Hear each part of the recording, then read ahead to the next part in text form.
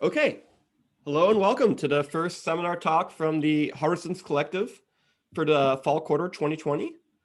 Today, I'm delighted to introduce our speaker, Tim Sherwood, who's a professor at UC Santa Barbara. He's actually seems to have a long career at UC institutions where he had his prior degrees from UC Davis and UC San Diego. Now giving a talk at yet another UC, seems as bleed blue and gold for University of California. In addition to being a professor doing architectural research and security, he also is an associate vice chancellor of research, so really involved in the whole process. And so with that, I'm really happy to have Tim here and speak about PyRTL as part of our open source hardware design track. So please take it away. Yeah, thanks so much. And yeah, it's really great to be here, here virtually at least. You'll have to invite me back so I can be there in person once that's possible. And Scott, maybe I can't really see the questions and answers. If people have questions online or anything like that, please just, if you could kind of interject and raise questions to me as I speak, that'll make things much more interesting, I think. Yeah, will do. Sounds good. Okay. Yeah. So if they raise their hand, we'll give them the speaker then, because there are so few, so they can ask directly. Is that okay with you? I can't. I have my full screen mode on, so I can't see anything other than. No, but I'm saying if they raise the question, do you want us to give them the option to talk directly? Absolutely. Okay. Absolutely. I'm happy to take any and all questions as we go. I think that's much more interesting. Yeah, and thank you for having me. You're right. I have been in UC a long time, and it's great to visit another UC. I think there's a whole bunch of really interesting stuff that's happening across all the UCs actually, in architecture and open hardware these days, and so it's really exciting time to be here. I also want to say, before I sort of get into the details of, what we've been doing with PyRTL, there's so much really interesting things happening in this sort of hardware tooling space, open hardware tooling space, and the ideas that I'm going to present, some of them are new from PyRTL, but many of them are not. Many of them go back to, original days with Lava and Clash and sort of the more functional driven hardware design. And then, of course, we have Chisel and PyRope and PyMetal and all kinds of other cool tools that are going on these days. And, I think it's a really neat ecosystem. We have a lot to kind of learn from each other and try things out and see what works and see what doesn't, and grow from there. Ultimately, as a computer architect, the thing that I'm really interested in is, what should a computer look like 40 years from now? That's really what drives me. And, for the students in the room, I think it's really useful to think about what that question really means by kind of saying, what does a computer look like 40 years ago? Because that should be tell something about the delta we should be thinking about as researchers. 40 years ago, this is what a computer looked like.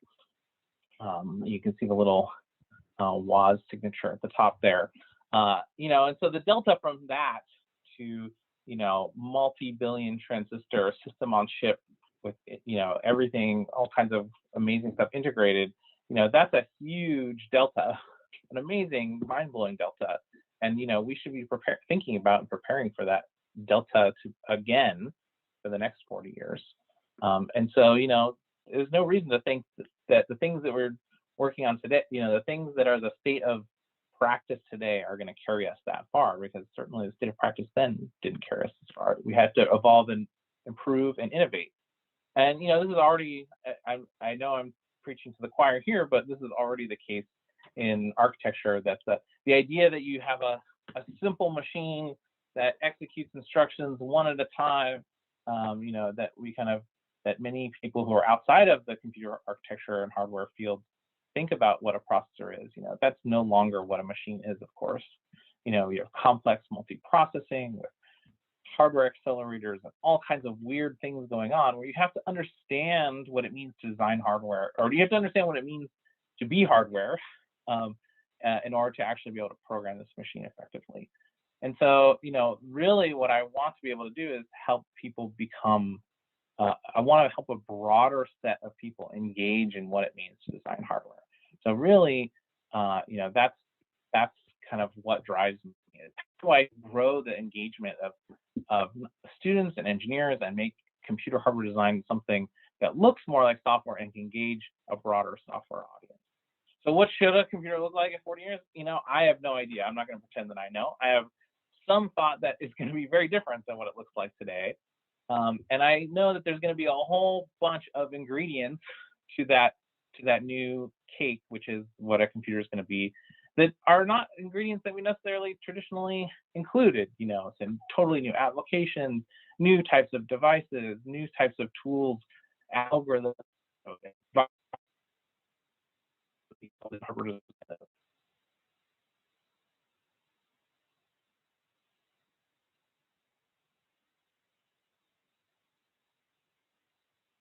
Process. And ultimately, I think all of this works best when it is fun to build systems, build hardware systems. And I think that that's something that, I'm not sure as many people think it's fun to design hardware as I know that it actually is. And so I want to lower the barrier to engaging in hardware and having more people have fun building stuff. So, really, how do I get to this broader future for computer architecture? I'm really interested in what are the new principles of computer architecture that are going to last 40 years. I don't think any architecture I invent or develop is going to last that long, but I think the principles that we can develop as researchers certainly can. But in doing so, we need really these things to work together. We need new tools that help facilitate and inform practical application of these principles. We need designs that demonstrate what these principles really bring to your design and what they bring to the table. And you need people who can make this all work and who understand this and can innovate. And these things really work best together. You need people who have these ideas of new principles and encapsulate these principles in tools. These tools then help them design things that have never been designed before and achieve things that have never been designed before, which changes their thinking about what is possible and lets them understand the new set of problems, which then help them engage in a new set of tools and building new tools. And this is, a virtuous cycle that we kind of build these things together. So these things are not separable to me. These are like the tools, designs, and people all go together.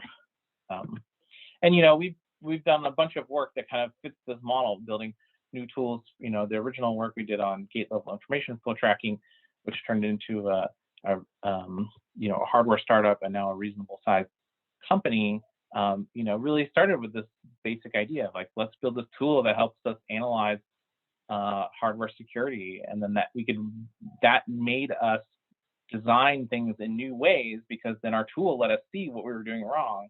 And then those designs, what we learned what we were doing wrong, we learned what those real problems were. And then we refined our tools, and then we built new designs, and so on and so forth. And this is sort of a method of research that's played out many times in my career, and I always am looking for this kind of virtuous cycle. So part of what I want to be able to do is I want people to be able to engage with those tools and be part, not just see them as a given tool. I want them to be able to engage with the tool and see it to be malleable and make it so that they can actually change it and work on it and be, while they're actually working on the design as well. So that at a high level is why the tools are so important to me. Another thing I just want to mention, though, is that there's, when you're doing research specifically, and specifically in this era where, many of the sort of classic rules of designs are being challenged and we're forced to think about things in new ways, you have to be able to design things rapidly. And, when I talk with my students, I oftentimes reference this this thing from The Simpsons, where Homer has, changed his name to Max Power, and he's decided that he's doing things the Max Power way. And so he's telling his kids here, there's three ways to do things: the right way, the wrong way, and the Max Power way. And Bart says, "Isn't that the wrong way?" And Bart and Homer says, "Yeah, but faster." And I think honestly, this is what we need for the research way. The research way is wrong but faster. And why do I say that? Because when you do research, the common case is that that you try stuff and it's not the best thing. It's not the right answer the first time. you're constantly researching. You're doing it again and again. And when you do that, you have to you fail often. And so being good computer architects and good system optimizers, we know we should optimize the common case, right? Which is failure. So that means that we should be building systems that help us understand that our idea is bad as fast as possible so that we can actually get on to the good idea.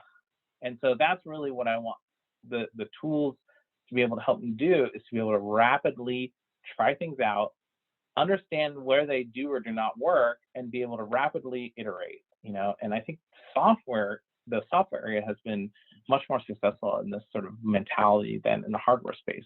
But I think that's really changing with a lot of the different projects that are going on across the world right now. So how do we do rapid hardware design?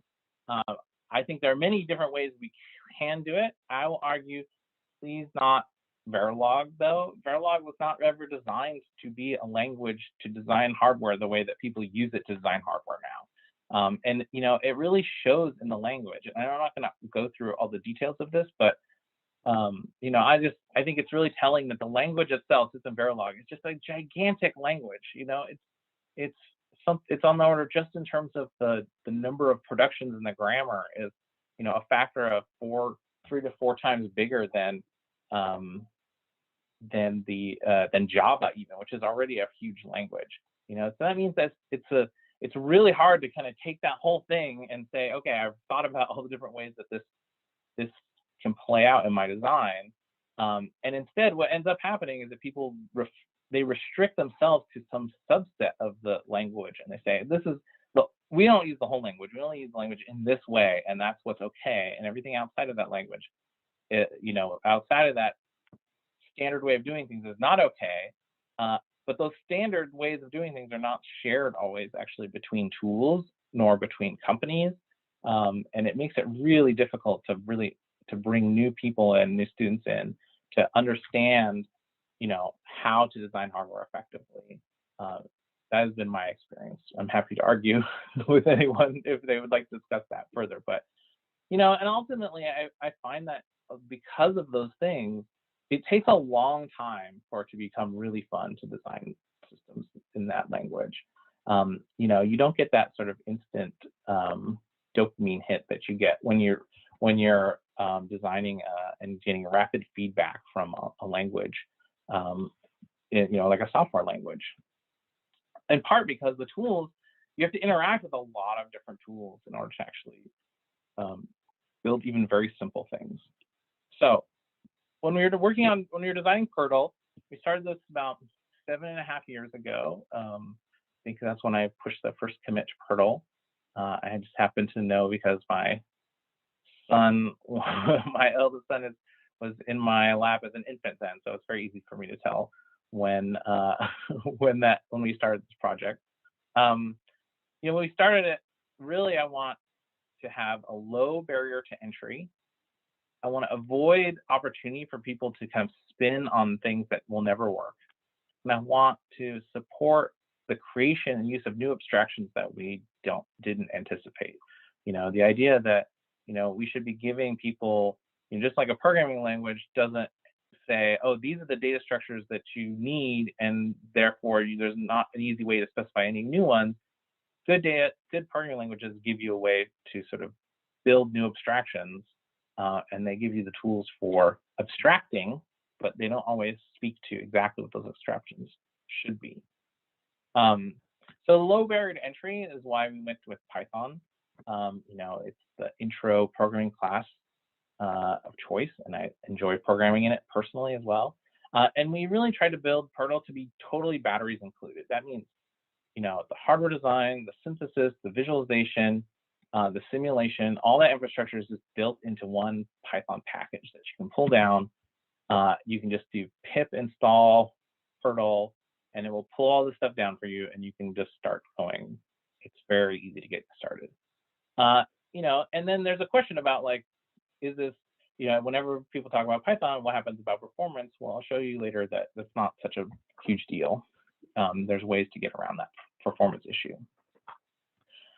Second, in terms of avoiding new user spin loops. What I mean by that is oftentimes I find when I'm teaching people Verilog, new students Verilog or hardware design in general, there's a certain holes that they will sort of orbit when they're starting out, and they're like, that are not going to ever be good designs. They either start with an idea. A common one is they start thinking about it as software, and they start from a software standpoint of like, and they start trying to take their software and make it look like Verilog. There's many other sort of these things that are just like not good uses of people's time when they're sort of coming up to speed in design. So for that, we started with a very simple core. I think we were one of the earliest of these sort of new breed of architecture language, RTL level languages that had a well-defined simple core. And then we have lots of sugar and good error messages and good documentation, which is built up around that core. But under the hood, there's really only about 17 basic operations, hardware operations. Everything that you specify in Perl is corresponds to those sorts of things. We add some stuff to make it easy for you to specify, so you don't have to think about those 17. But under the hood, that's what's going on.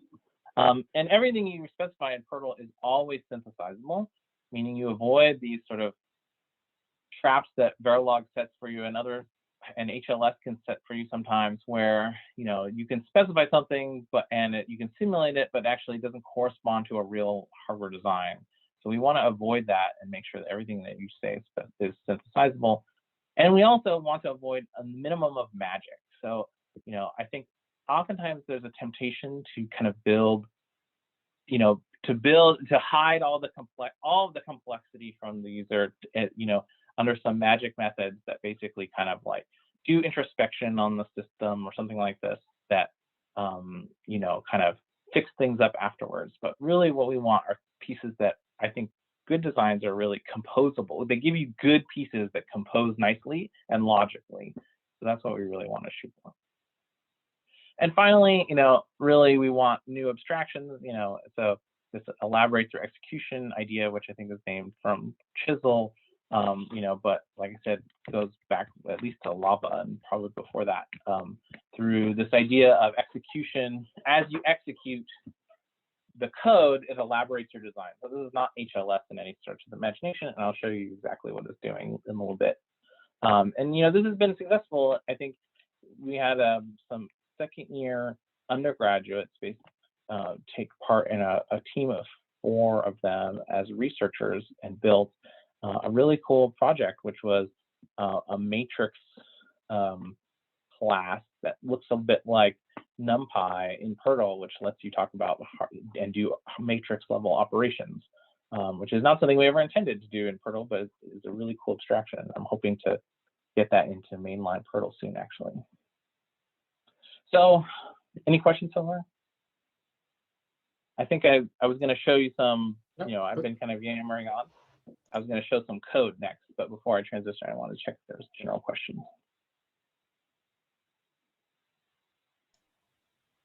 Okay. So, this is much more of a code-driven talk, okay, than a research talk, because I want to kind of show you some of what Perl is and how it works. And if you want to follow along, you can just pip install Perl on your own machine and enter this code. I already have it installed. Obviously. Okay, so I thought it's really, to start things out, I thought I'd just show a very simple chunk of Perl code that does hardware design, designs a simple ripple carry adder in Perl. Not because you ever need to build a ripple carry adder in Perl because there's add is a built-in primitive, but because most people know how to build a ripple carry adder pretty well. And so you'll be able to kind of map your ideas back to this, what it looks like in Perl. So when you go to design Perl, you import Perl, and then we'll start by doing our design with just a simple full adder. So a full adder is just we'll just encapsulate that as a function. And we'll say, there's a sum bit, which is of course the XOR of the inputs, and a cout bit, which is a little bit more complicated. And then it returns both sum and cout. Okay, and then the ripple carry part of the ripple carry adder takes those full adders and kind of like hooks them up to each other. So here's an adder, right? So an adder basically now takes two inputs, A and B and C in, where A and B are going to be multi-bit, we call them wire vectors. So it's a set, a multi-bit value, multiple wires, and then Cn, which is going to be a single bit value. The first thing we do is we make sure that A and B have the same bit width by extending them, and then we make a place to store all the sum bits, and then we just walk through all of the bits in order, okay, and just take a little full adder. Can you see my mouse? It's fame. If you move it more, it I can helps. see it. Is that yes? Yes, I can see it. It's a little bit small, good. but I can see it. It's a little bit small. All right, maybe if I shake it around, you can see it better. All right. So here's a full adder. Basically it's just calling that function full adder with the input A and B and C in, and then generating this sum bit and C out. And then of course here's the ripple, taking C out that was generated and making that the new C in. So the next time through the loop, it wires that one up. And then it just takes all the sum bits here and concatenates them together into the final sum. And it just returns this tuple, full sum and C out. Okay, this is very simple. I think it's useful to know that, really this, as I've specified here, doesn't actually do anything. It doesn't actually make any hardware. It just defines two functions. It's not actually until I call these functions that any hardware gets built. So I need to call the functions, and before I do that, I need to set some input. So I have some external input A and some external input B, which is a bit width 8 and bit width 8, and then some C carry in, which is bit width 1, and then I'm going to call the adder. Okay, now when I actually, if I wrote exactly this and I put it into a script and I ran it, it would actually make an adder. It wouldn't do anything with it. It would just immediately throw it away, but it would actually instantiate an adder. And the way it does that is it actually, through elaboration through execution, basically this adder, when I call this adder, okay, let me drop this part and just look at this full adder. When full adder is called, okay, X and Y and Cn are all going to have some type, which is this wire type in PyRTL.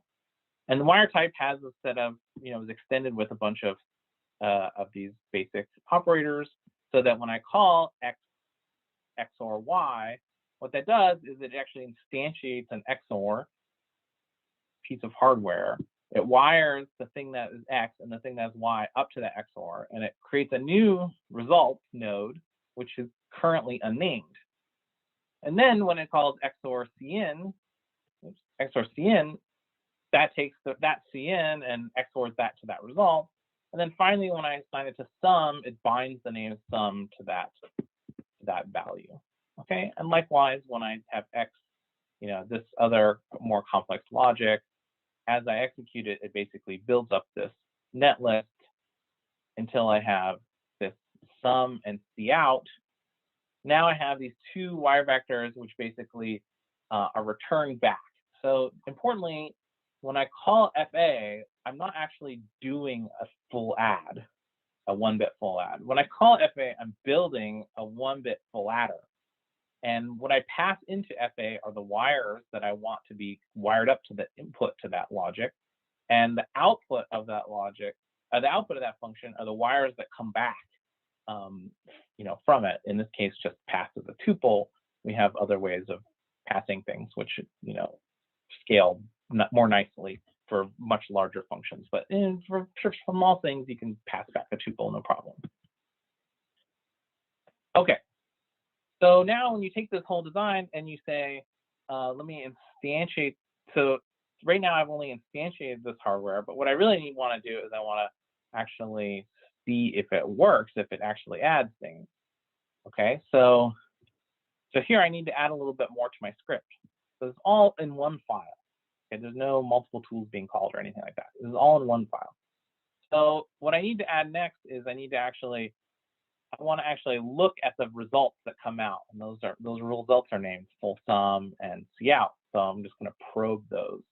Okay, and then I actually need to simulate the design, which means I need to give it some inputs, right?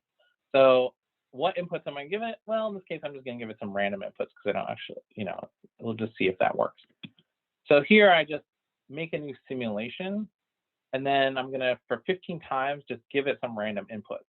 All right, so sim.step basically does one cycle step of the simulation, handing it off a random value from 0 to 10 or 0 to 9, another random value from 0 to 9, and a random 0 or 1 from CN. And then the last thing in the file is this thing called render trace, which is actually the print statement of the trace, essentially. Okay, so it takes the actual execution and actually prints out the trace. Okay, so this is one Python file, all in. And when you take this and then you execute this, what does it do? Well, it instantiates an adder in the simulation, and then it feeds it random inputs one step at a time, gathers up those outputs in this sim, okay, and then render trace basically just writes that out to the, it's like a print statement, it writes it out. So what do I mean write it out?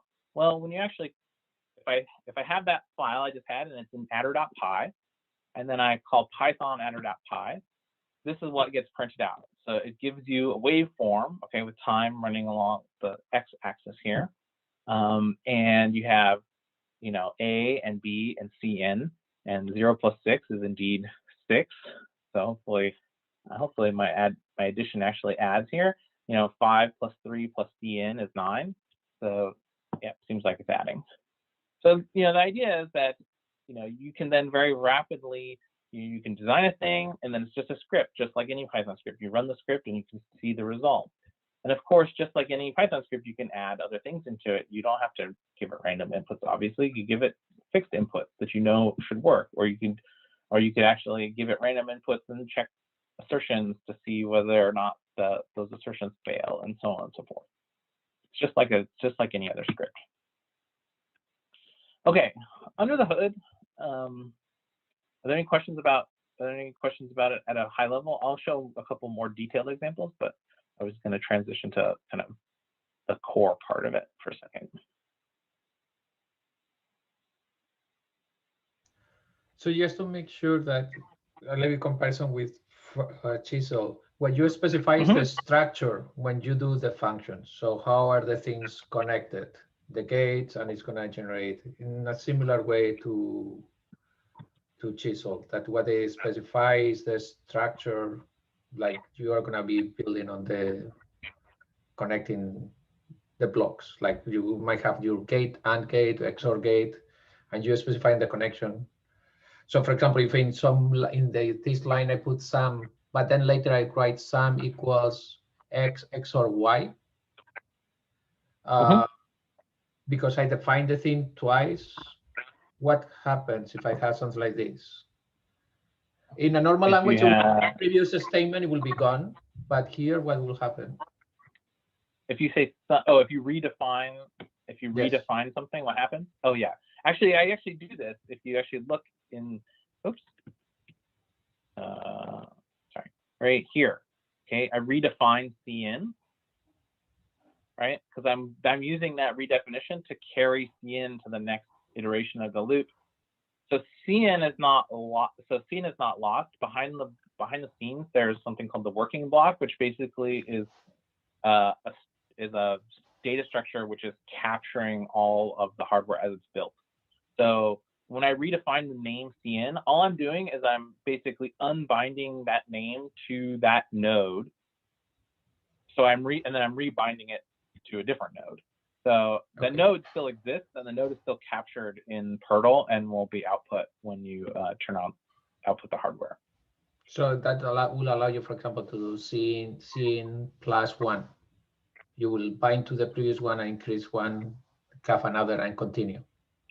If you do CN plus 1, you can do that, but I have to show you there's a little bit which you really are trying to usually when you're doing that, you're actually talking about a register. and you want to like add a value to a register, and I'll show you a specific example of that when you have like sequential logic. Yeah. So this is all combination. I'll show you sequential in a minute. Okay, so PRTL core basically is the following things. You know, I don't think any of them should be unexpected at the top: and, or, XOR, multiply, add, subtract, some basic Boolean type operations, mux and concatenation of bits into wire vectors, and then unconcatenation, which we call bit select. And then there's registers, okay, which basically are a register, which take one, you know, a value to the next cycle. And then the two things that are a little bit interesting are memreads and memwrites. So we went back and forth a lot on how to include memories in here. And we decided essentially that the core element, the sort of primitive element of a memory is actually a memory port.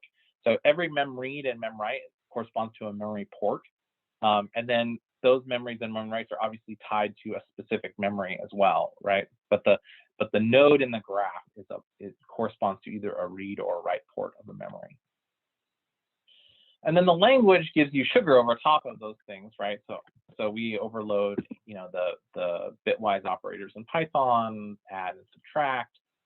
Importantly, everything is unsigned in PRTL. You can do, of course, we have libraries that you specify you want to do assigned or unassigned, assigned add or assigned subtract, and so on. But by default, everything's unsigned. I'm happy to discuss why we chose that if you're curious. You know, I don't think anything too surprising here. Muxes and select. I'll show you a much more useful way to talk about conditional things in a second as well, using conditional operations. Concatenation is just concat. Then bit select actually overloads the quite usefully, I would add, the bit slicing from Python. So every wire vector looks like a list of wires, and you can slice it just like the way you would slice a list in Python. And then a register, you know, if you want to talk about the register value for this cycle, it's A, and if you want to talk about the register for next cycle, usually because you want to assign to it, then that's A.next.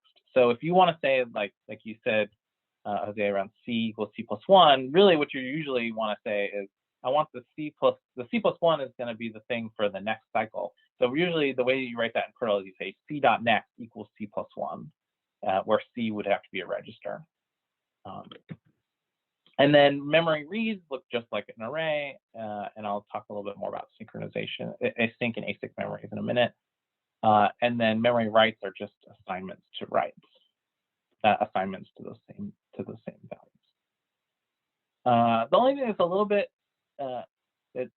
takes a little bit of getting used to is that so equals in Python is name binding, right? So if you say foo equals X, what you've done is you've taken the name foo and you've bound it to the thing X that's on the right hand side.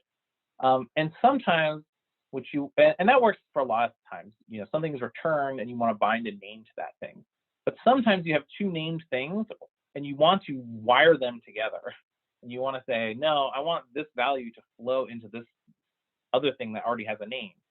I don't want them to be equal. So, you know, there is an assignment operator, which is the arrow equals, which we basically use to say, no, take this value that already has a name and assign, you know, and then wire that directly to this other thing that has a name. Oftentimes an input and an output. And then we have a bunch of sort of things that help you along your way, which I'll talk a little bit more. To do a little bit more, I think to understand a little bit the next level of PRTL, you have to start thinking about sort of sequential designs. So, you know, this is one of the simpler sequential designs, which I actually took from Chisel, had a really nice example of GCD on their webpage in the past. So I thought that was a nice example that just kind of shows the general idea of how to do sequential logic and things conditionally. Greatest common denominator basically takes is a sequential circuit which you give two inputs to. It's gonna it's grabbing them while E is high, and then when you pull E low, E is an input. A and B basically get iteratively subtracted against each other until you're left with, the result, at which point the ready signal goes high. Okay, so that's basically what this hardware should do.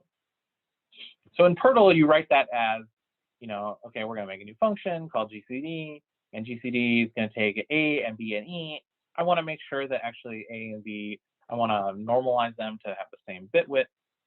And then I'm going to make two registers called X and Y, which basically are going to be for storing the temporary values that I iteratively subtract one from the other. And then I want to do some operations. It's going to be a sequential thing, and I want to do something conditionally here. And what I mean by that is I want something that looks like an if statement in Verilog, right? But the problem with if statements is if statements in Verilog infer registers, which I think is one of those holes that people get stuck down into when they're learning Verilog. And even expert designers can oftentimes lose registers or accidentally create registers they did not mean to. So here in PRTL, every register is explicit. It never infers any register. You have to be very clear about what's a register. But then it gives you this thing called conditional assignment, which basically makes it easy for you to assign values conditionally. It's basically just a nice sugar over a mux. Okay, so this is basically just a very nice way to visualize a big mux tree. And Chisel, by the way, has a similar statement, which I can't remember the name of, using the Scala blocks. Just when. So when, yeah, thank you. So it's very similar to when in Chisel.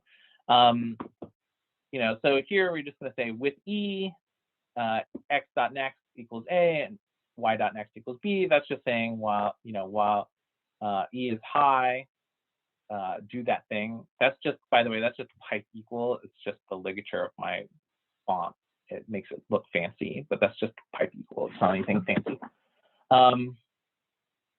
And then, with x greater than y, then I'm going to grab, and then I'm going to set x.next equal to x minus y, and otherwise I'm going to set y equal to y minus x. Okay, so, and then I'm just going to return x, which should be the value, and then and when it's ready if y equals to 0. So that's pretty much it. Now, quick question: what is the E? Where is the E coming? Was the one of the inputs? Okay, I just saw it. I thought it was the clock. He's one of the inputs, exactly. Now, in the clock, can you specify like things working on neg edge clock or things like that if you want it or no? Oh yeah. Good question. No. So PRTL is very explicit about basically, you get pause edge clock only, and that you and actually you'll notice that resets are actually inferred. The resets are not included here. So we assume that, resets can be handled actually on the hardware generation side. We tried really hard to avoid those two things. And so if you really want to play, fun clock tricks and stuff like this, then PRTL is not the right tool for you. Oh, just to know. And the reset, the default, you reset everything to 0. Oh. Yeah. Okay. There's yes. Right now, basically everything gets reset to 0. I think, yeah. Memories, there's always the issue. Memory, you cannot do it, but. Yeah. Exactly. So everything by default gets reset to 0. We're actually adding right now a non-zero reset option for registers because it does make the design simpler. Right now you can do everything with reset to 0, but we're adding non-zero right now actually.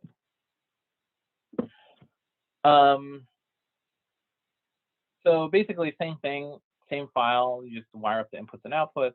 And then one of the things that's interesting is, how do you simulate this? Well, how long do I simulate it? Well, it depends, of course, on the inputs now, because it's going to take some number of cycles for it to actually converge to a result, and then it will pull that output x equal to 0. The ready should pull that high when it's done.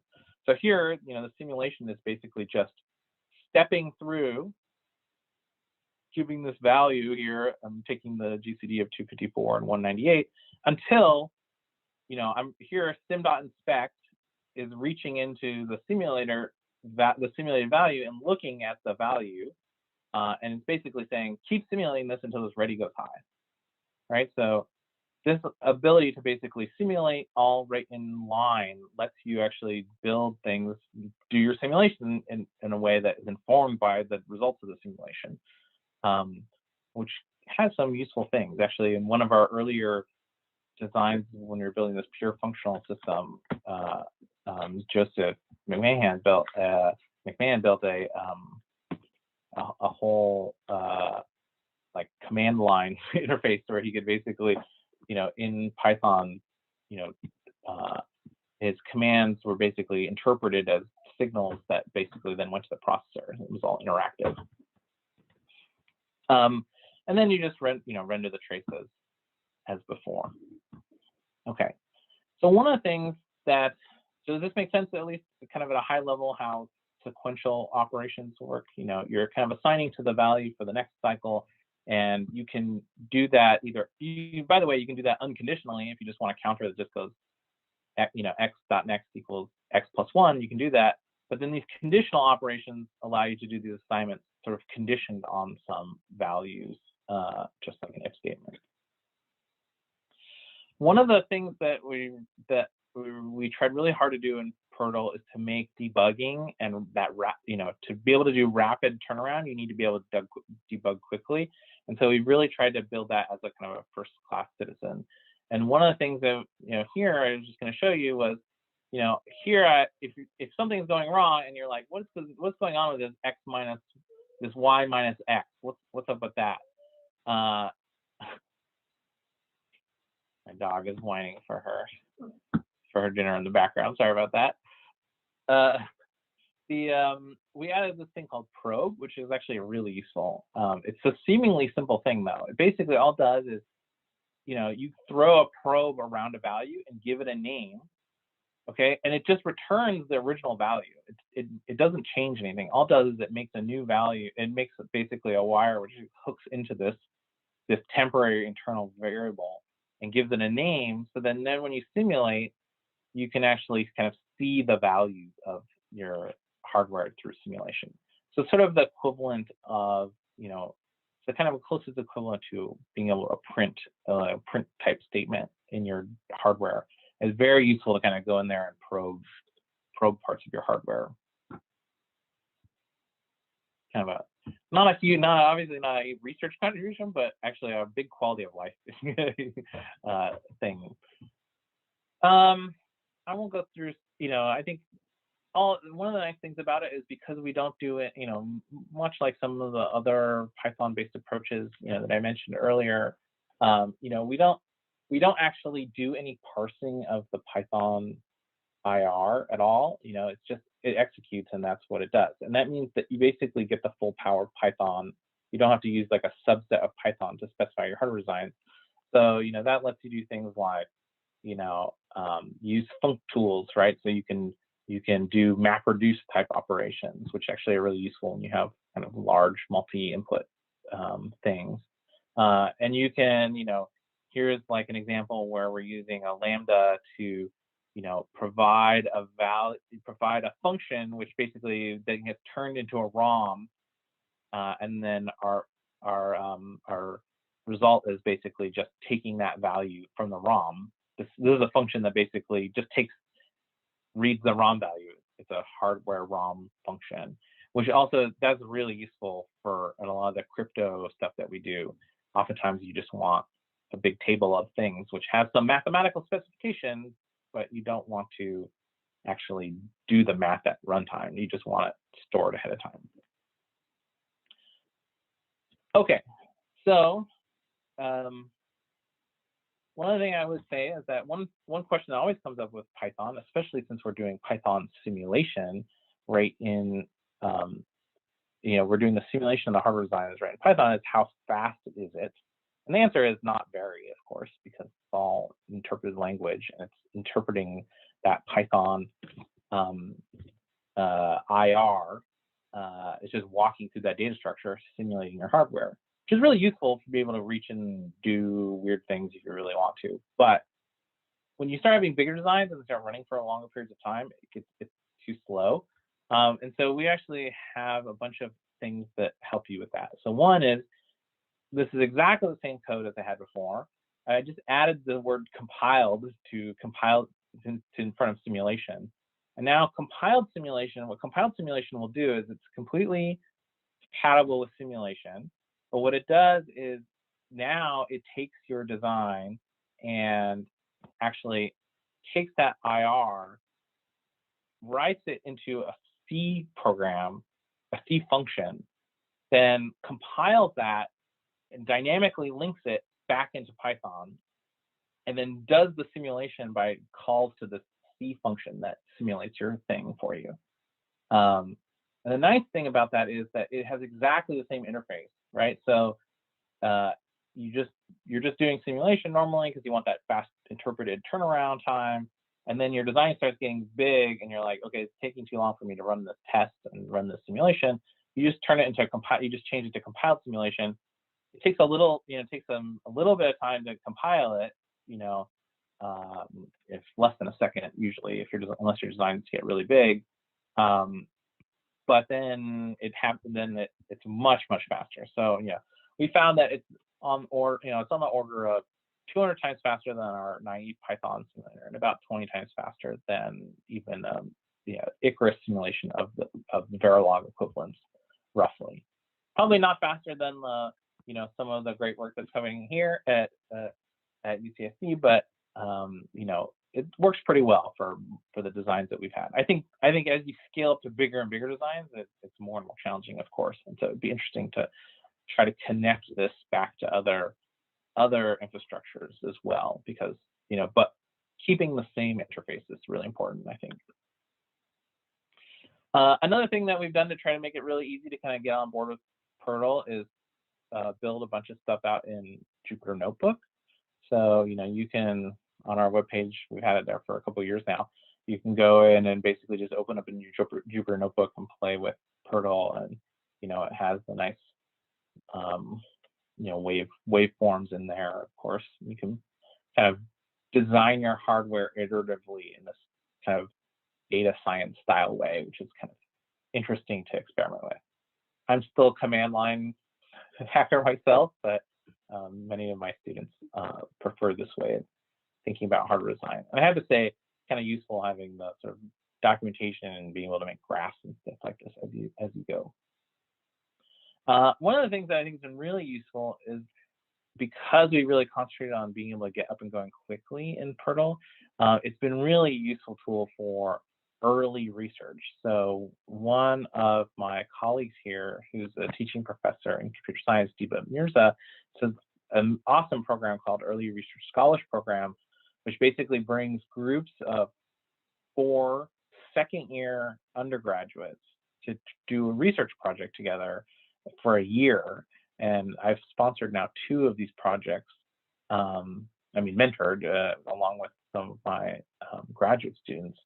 And it's really interesting seeing the students, who are just now taking intro digital design, build out some significant hardware of interest. And in fact, one of the things that they designed was this, I think I mentioned this PRTL matrix class, and it's kind of interesting seeing how their PyTorch implementation of feedforward and their PRTL implementation of feedforward kind of lined up, and are actually, the way that you specify things is actually surprisingly similar. So that's been pretty fun. Okay, memory, which is definitely something I would love to nerd out about. How we're going to deal with memory. I think one of the challenges for these hardware tools is, if we just kind of say we're going to accept everything that is possible to build, it's really hard to build abstractions on top of that really sort of amorphous set of primitives. So in PRTL, what we've tried to do to balance between the need to be able to specify some asynchronous memory and synchronous memory is, rather than force all memories to be synchronous, because there are reasons why you want asynchronous memories, we tried to make the easy case synchronous, and only if you really knew it, only if you basically said, no, I want asynchronous equals true. I want to explicitly turn on asynchrony. Then it will allow you to build an asynchronous memory. But by default, all the memories are synchronous. And what that means is that, I mean, yes, a read looks just like x equals mem of y, and a write looks just like writing x to y. And you, of course, you can do sort of enabled writes and things like this. Memory enables are a thing you can do.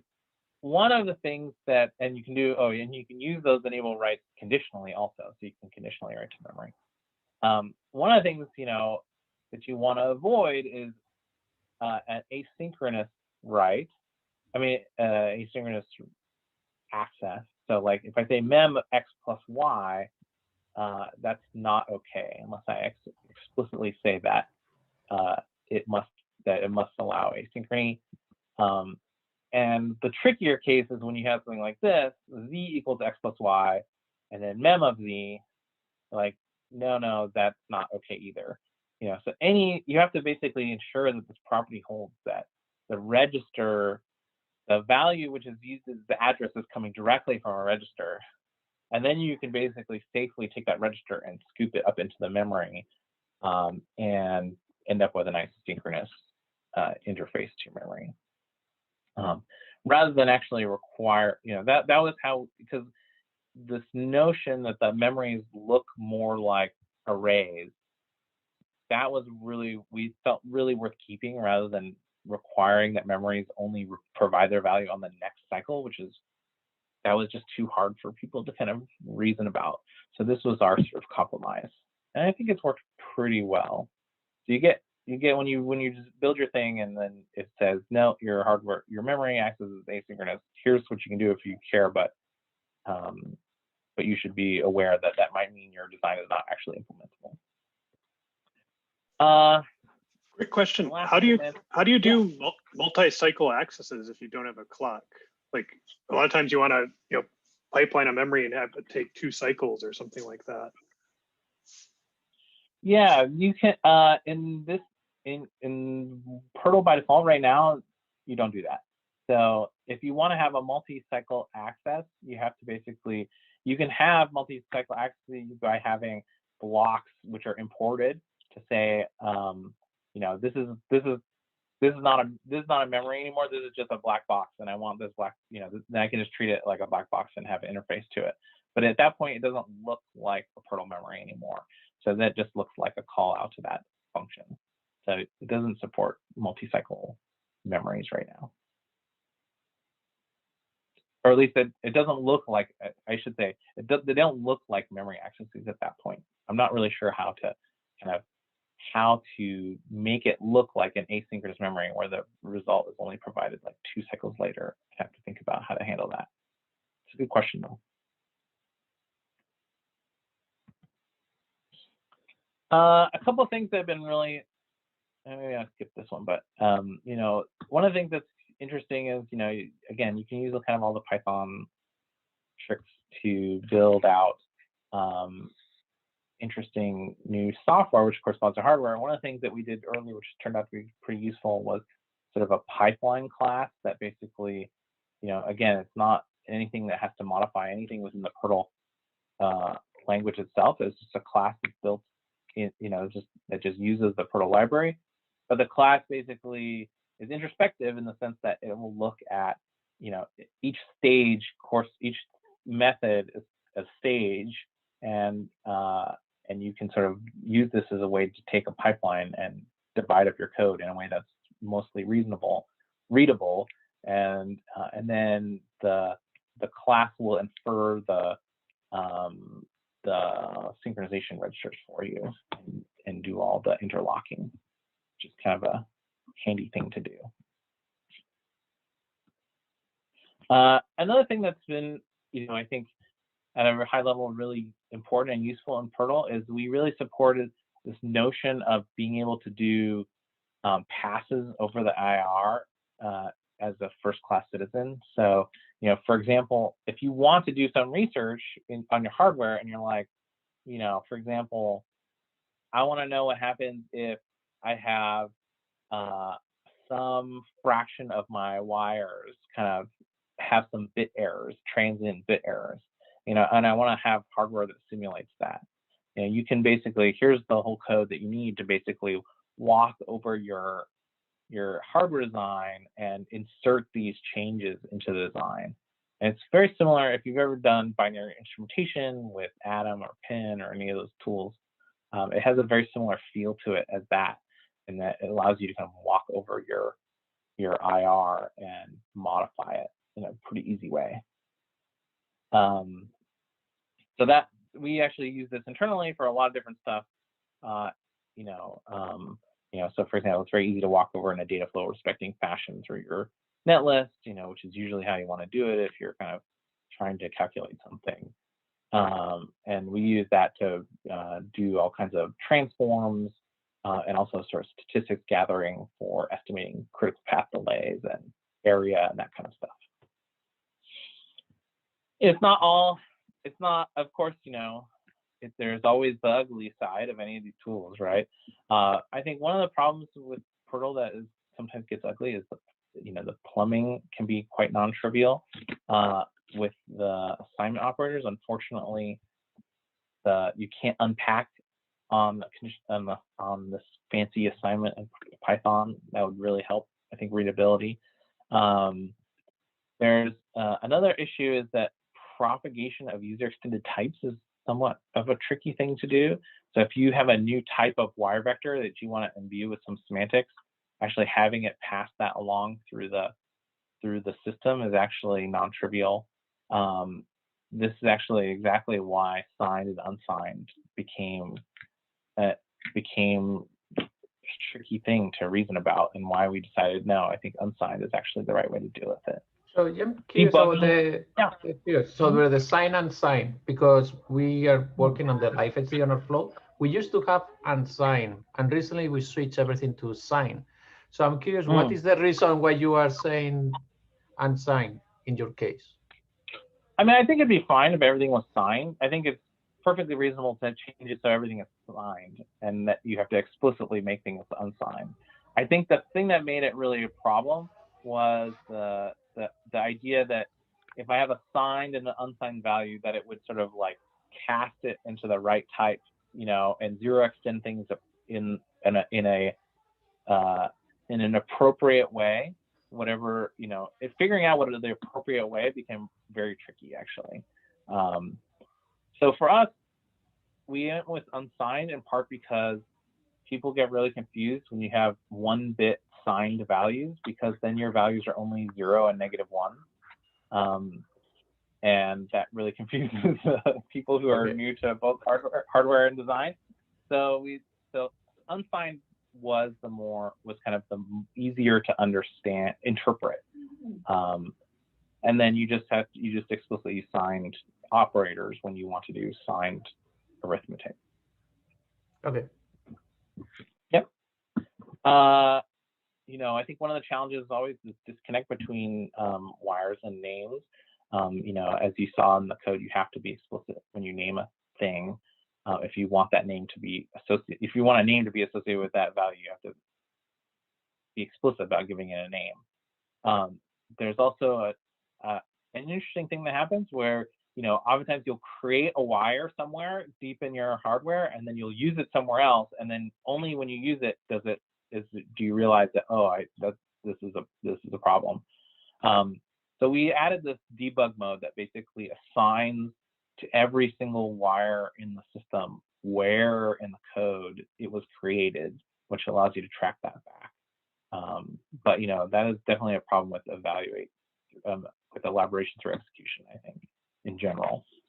And then the disconnect between logic and runtime problem is another issue. We did add something called RTL assert, which basically is a thing that you want to check is always true, and it will check that at runtime for you and throw a error if you have any of these asserts that fail.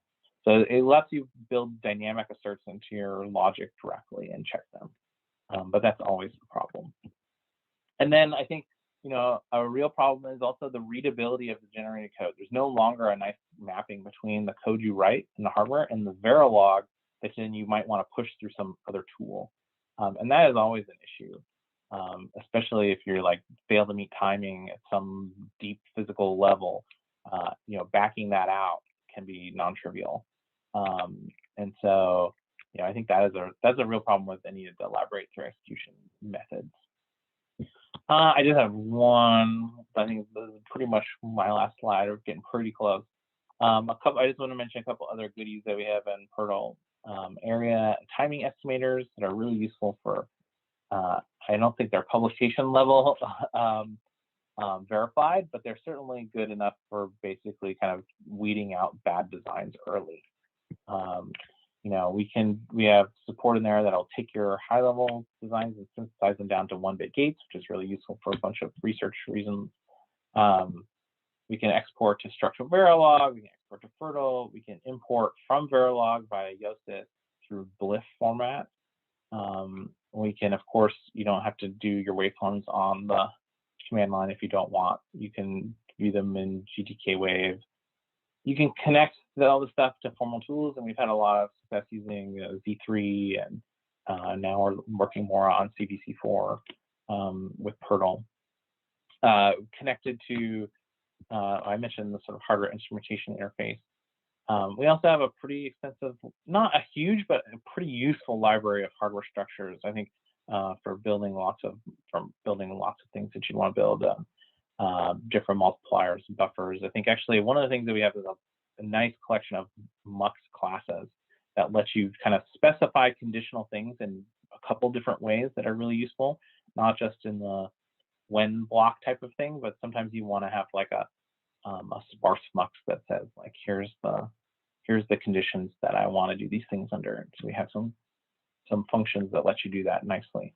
Just lots of just general convenience functions. And I will say a completely unpublishable thing that was a lot of work is we actually have pretty extensive and up-to-date and usable documentation. So pretty happy about that. So what should a computer look like in 4 years? I really don't know, but I think that we're going to need people to really, think these problems through by, working on collaboratively building better tools, designs, and people all together. I just want to thank, there's many more people who've worked on PRTL than is on this list, but this is some of the core contributors. And I really want to thank that NSF and LPS for their support of our work. So I think I can end it there. I'm happy to take more questions. I'll give you a virtual applause. That was great. Thanks. Yeah, maybe I'll open us up for the students first before we go in. But yeah, I have plenty of questions. Sure. Yeah, of course.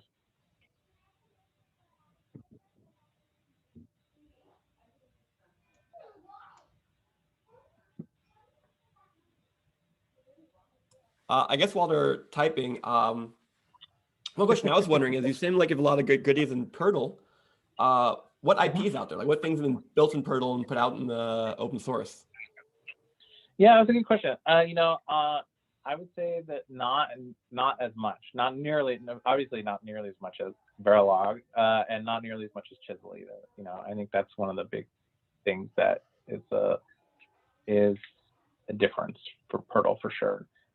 We have a couple of designs. I mean, we've definitely used it on a couple of designs that are open available. One of the things we built really early was sort of right when the TPU paper first came out. My students did like a 3-day sprint and just kind of built an open version of that, which is up on GitHub. You can pull down. We built a couple of different processors. We're working on a RISC-V processor right now, of course. So hopefully we'll have that as an option soon. Yeah, I think George showed the TPU one. That was kind of an interesting example. You were saying we're so quick, and yet the effort per impact was really high. It's like, how much you can reproduce that ratio again? Yeah, exactly right. I mean, I think from a especially as a researcher, that's something I want to maximize.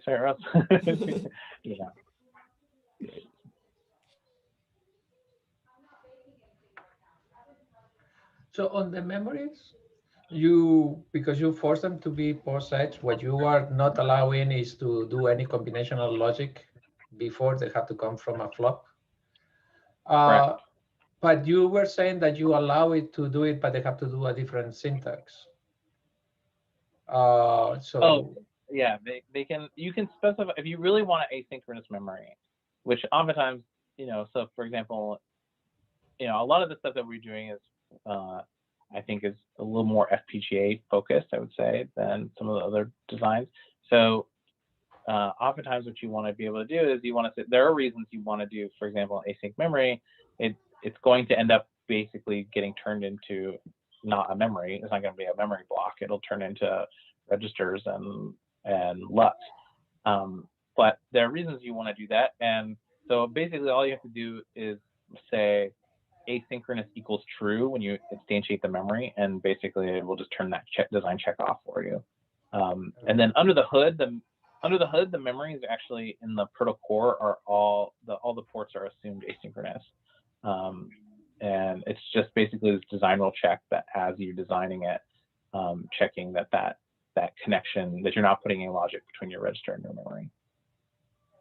okay. Now the other thing that we have a flag is for forwarding. So what do you do if you have a write and a read on the same cycle? When you have, say that again, when you have in the same, imagine that you have two ports, like one write and one read port, and you write on the same address and read on the same address on the same cycle. So do you do forwarding or what do you do? Yeah, that's a good question. That's a good question, actually. I have to look back at, I'd have to look into the system to actually tell you what the semantics are there. I think the way it works is that it's not forwarding by default, but then there is some, I can't remember if it's public or not, but I know that we have a forwarding hardware version that basically just builds the forwarding over top of it using logic. It doesn't assume that basically it takes a non-forwarding version and forwards explicitly in logic around it. Because I think that the memories are assumed to be non-forwarding, but I have to double check that. Okay. Yeah, that's a good question. We have a question from the audience, which is it challenging to teach students Perl? In my experience, very few intro hardware students have ever really programmed, and thus they would also have to use Python as well as this DSL. Yeah, I mean, well, we do Python for our intro classes. So Python and there's lots of online resources for Python. So I've found it to be pretty easy to get students into doing hardware design in Perl. I mean, I think the bigger challenges that the students usually face are, their core. The problems usually people have getting up and going in Perl are when they're really early is actually usually more digital design process problems than they are language problems. People just kind of not quite understanding how to think about sequential logic and things like this. I think is a bigger issue than the language. I've really not had that. I've really not had people struggle with the language side of Perl.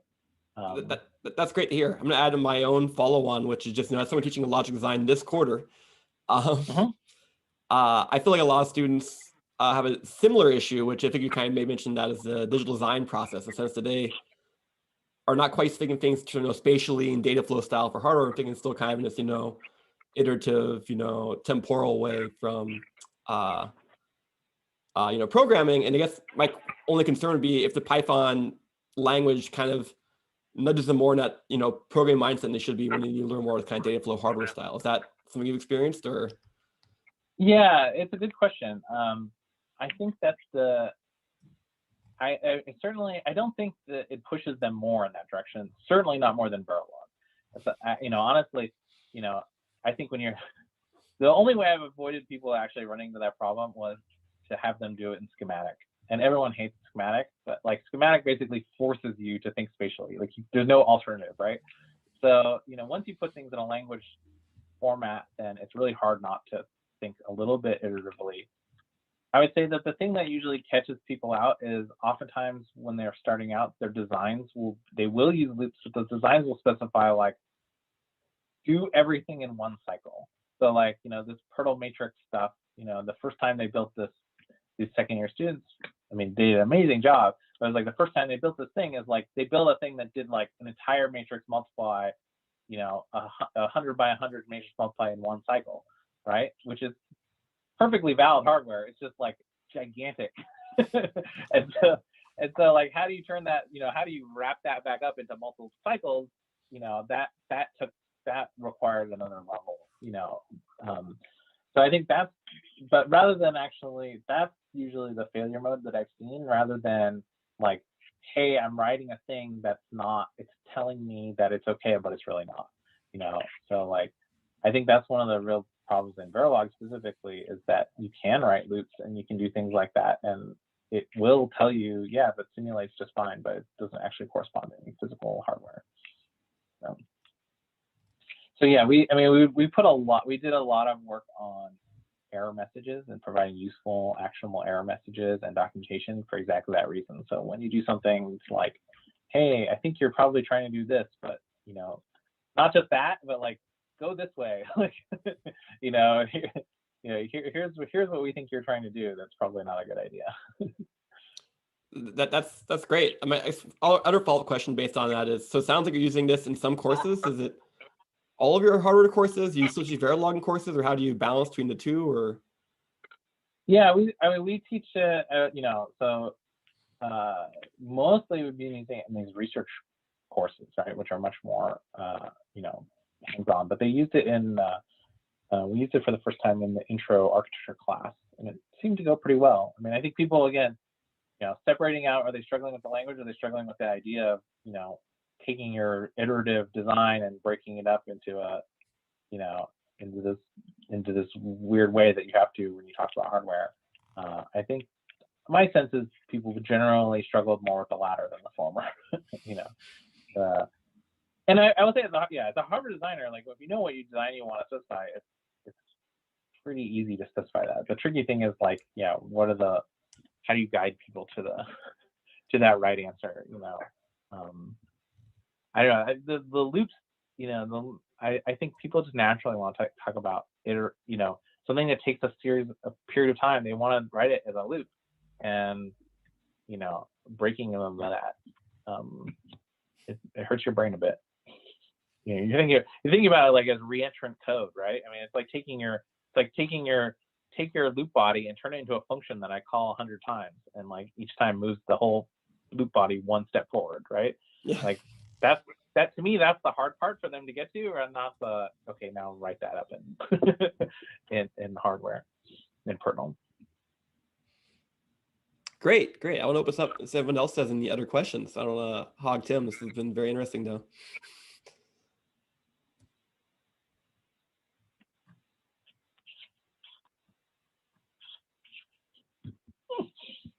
Oh, actually, I do have one question. I think you foreshadowed this. I think I missed it during the talk. Did you have a comment on jitting, or is the jitting your C translation you talked about, the compiled thing? Is that the jitting you're talking about? Yeah, that's exactly, that's the C translation we're doing. So, but have you also tried like a Python jit? Does that help, or no, or not worth it? Or yeah, no, we actually, we tried to, like, there's 4 different things that we tried. So one, you can certainly run it in PyPy instead of the CPython.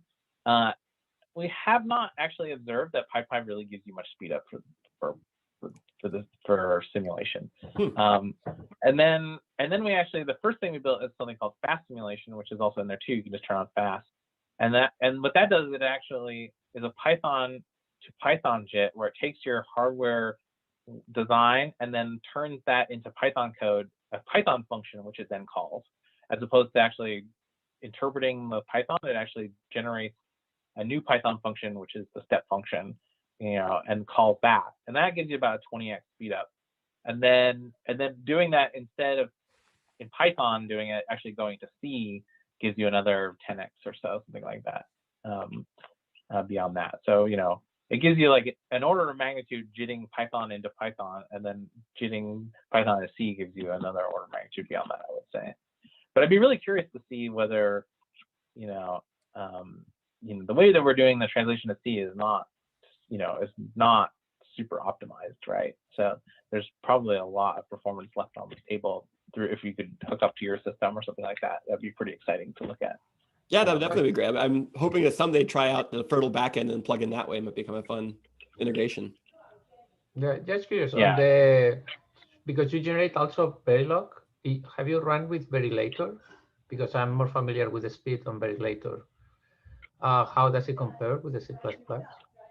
Yeah. I don't remember. I'm sorry. Okay. You know, it's like Yeah, because Icarus is a little bit on the slow side, but Verilator is pretty decent. Yeah, I mean, yeah, no, Icarus is definitely on the slow side for sure. I mean, it's so I can't remember like what's the Verilator, you know, the Verilator over model sim, you know, improvement, something like that. It's probably so you know, it really depends. And Scott, I'm sure he has more data than me. He ran it recently, but the Verilator is a 2-bit logic. The other one is a 4 value, and it depends on the size of your design. But but you can mention what was the numbers that you were having, Scott? I remember the last paper you were publishing numbers. It really varies, but yeah, I found for these are medium-sized RISC-V designs that Verilator was quite a bit faster than VCS. Model sims, yeah, a lot slower. But I mean, it really depends on the design and the context, right? For smaller designs, the startup overheads matter. For larger designs, you blow out the iCache, or if you fit in the iCache, maybe simulation approach is better. Simulation approach is less efficient, but it's smaller, so it fits in the iCache for larger designs. So there's also the trade-offs, right? But I mean, yeah, it's really interesting. Honestly, right? that's been one of the tricky things. Is it's not a good way for you to actually benchmark these things, right? So I mean, or there's not an easy way for me to benchmark these things, I should say. I'm sure there's a good way that you guys did it. But I mean, like other than running designs, I don't know. Yeah, exactly. And then you have the sort of language piece of it too, right? It's like, how you specify, we could take one of the things that we struggle with is we could take our design and then generate Verilog and then run that Verilog through the simulator. But I'm not sure that's really fair, because that's our Verilog that we wrote and not like Verilog that you might write if you wrote it in Verilog from the beginning, So is that really a fair comparison or not? That's something we struggled with. I mean, at that level, we've for a long time kind of accepted that, because even in Chisel world, right? I mean, we have Chisel generated Verilog going into simulators. That's what we're benchmarking against. And so I'm not sure that generated Verilog is that poor, right? Even though the line count may be high, the statements themselves should be pretty reasonable, right? In terms of the net hardware complexity, usually for languages like Chisel, I assume the same for PyRTL, right? You aren't really describing more hardware, you're describing the same amount of hardware. It's just you're doing a different language and there's this, translation process. And so, yes, there is some ways you can write the Verilog differently, might be better, but I'm not sure it's the worst case. I don't think it's necessarily really hampering it that bad.